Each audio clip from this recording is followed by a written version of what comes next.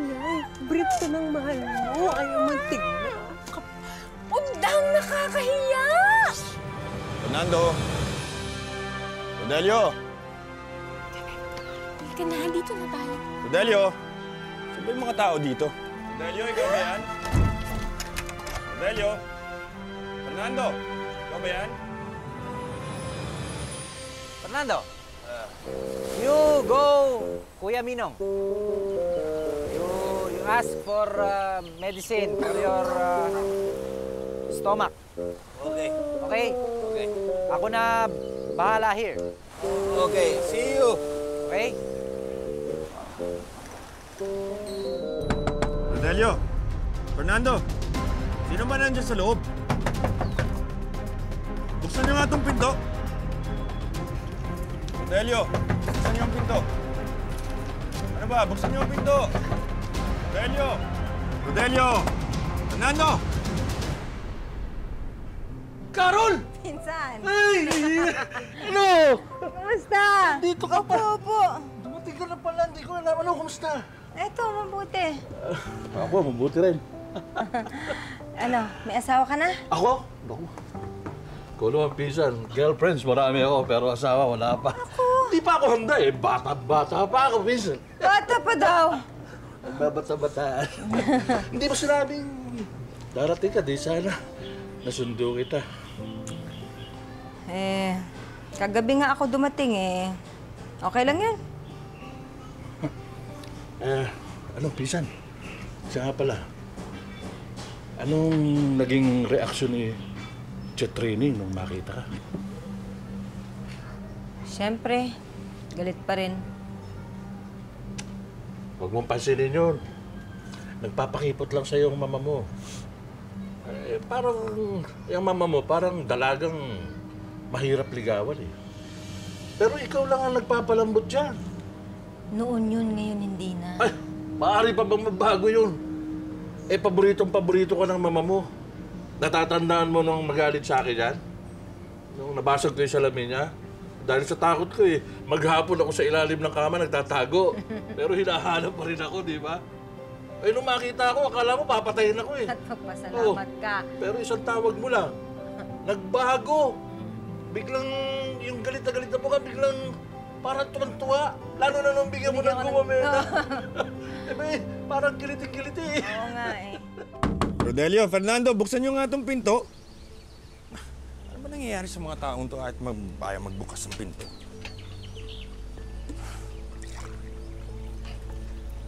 Kapitan?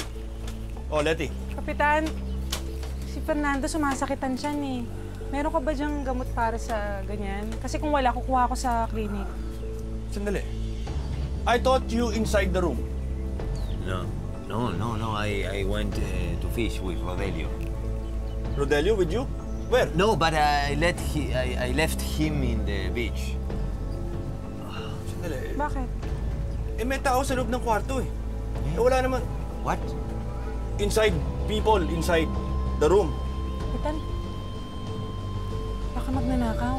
Ha? Thief.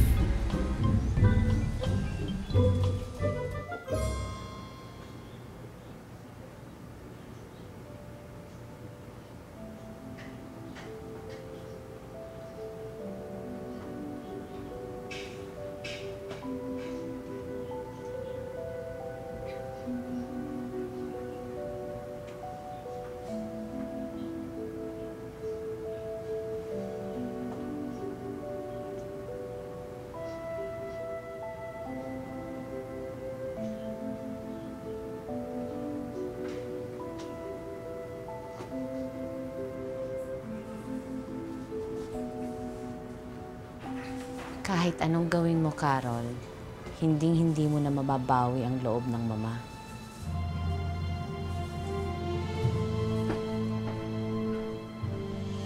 Kapitan, wala naman tao eh. Kanina, nakakandado yan eh. Kapitan, can I have a medicine, please?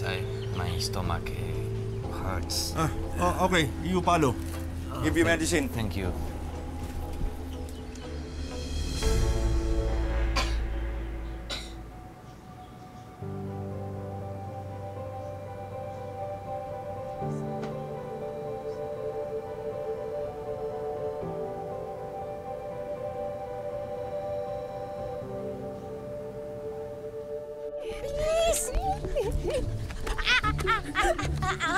Nakatapak eh. Ay!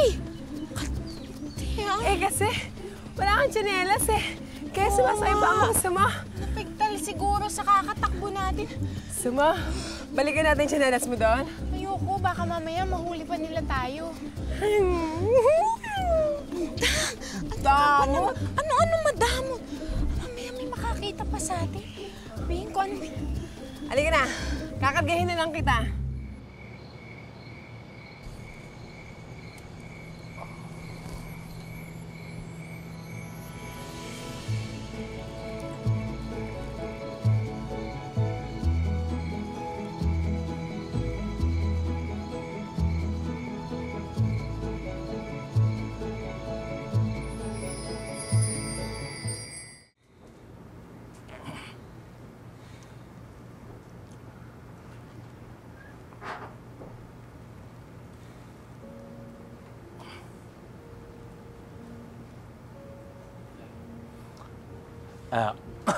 Chang,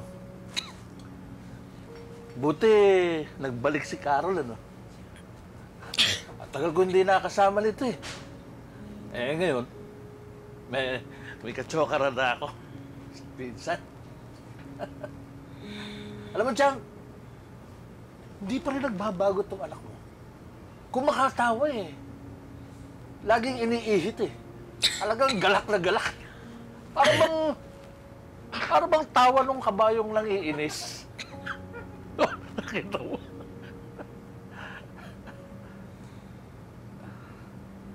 Chang, huwag na kayo magtampo sa anak niyo. Kalimutan niyo na ang mga nangyari. Paano ko yun makakalimutan, Fidel? Dati akong principal. Pero isa sa mga anak ko, mabubuntis lang pala sa pagkadalaga. Hindi mo naiintindihan ang dinanas kong kahihiyan sa harap ng mga tao. Hanggang ngayon, nararamdaman ko pa yun. Kaya, huwag mo akong sabihan na kalimutan ko na ang lahat. Dahil naiwan ang sakit dito sa dibdib ko.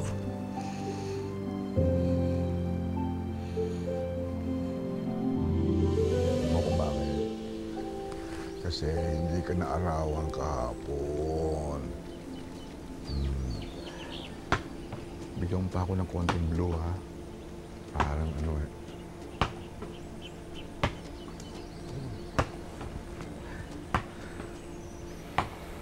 Pasensya ka.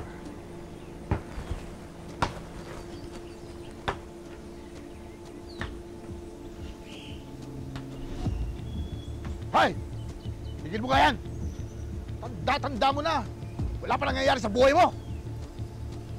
Wala kang ginagawa kundi bumarkada, mag-iinom! Kaya maglaro! Tigil mo na yan, ha? Kasuntalong nagkawal na.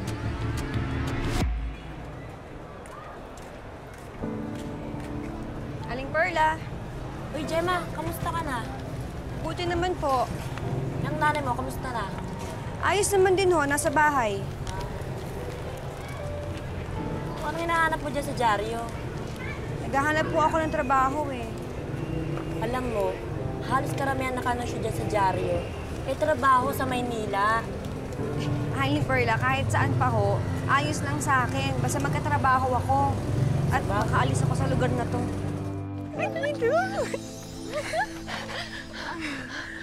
Alam mo ba, nakausap ko na yung kaibigan ng lola ko na marunong dun sa gayuma. Oh, ano daw? Ano sabi? Ang sabi niya, ang laki ng aso, oh. Talagang aso ni Aling, ano?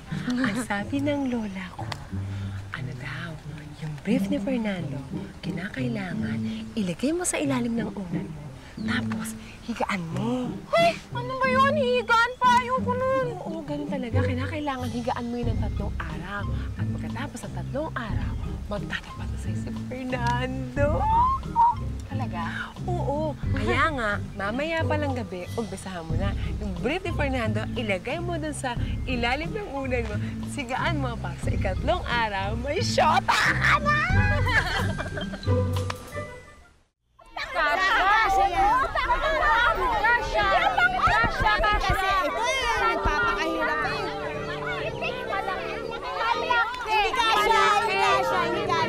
Sa akin yung kasha, ayan. Mas malaki! Kasha! Kasha!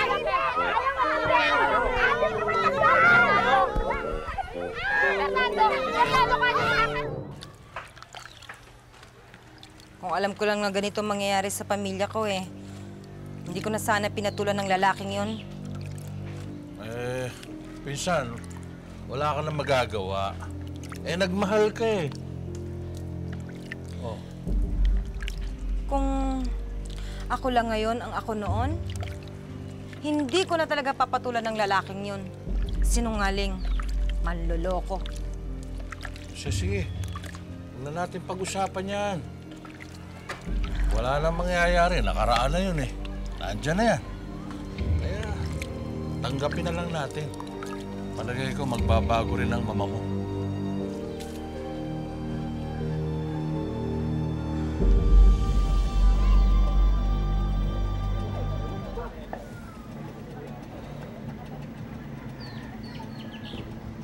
Bro, Mista. Umaga. Pare, aga-aga. Saan lakad? Sila sa tabi-tabi. Hanap tayong gimmick. Sakay na. Tara.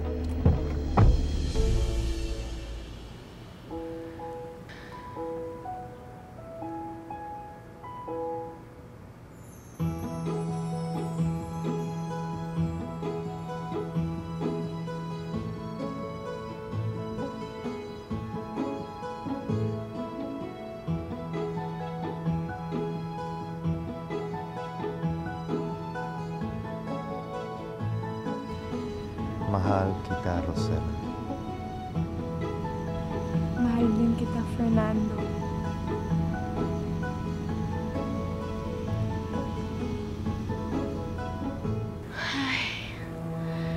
Talagang mahal na mahal kita, Fernando.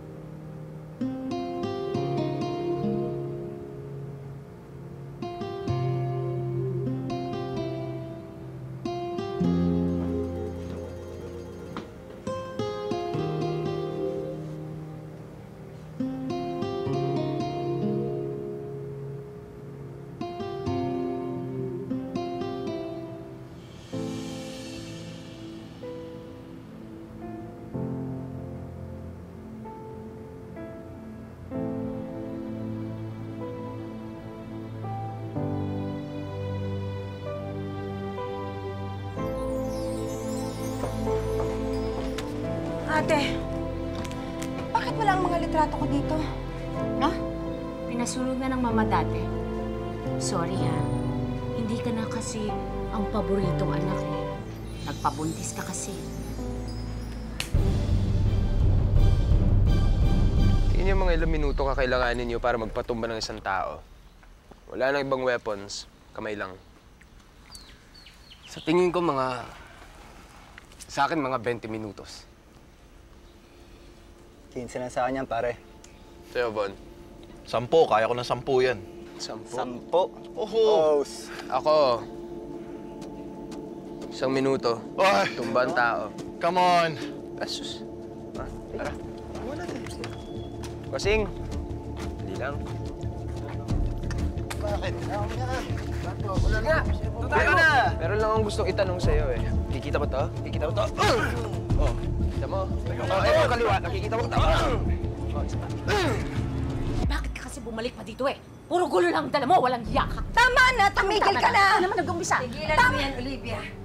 Ma, si Carol naman ho nag-umpisa eh. Wala akong pakialam. Ang iingay ninyo, nagpapahinga ko. Olivia, ikaw ang panganay. Ikaw ang dapat nagpapasensya. Sa susunod na pag-aaway kayo, paluluhurin kita sa asin.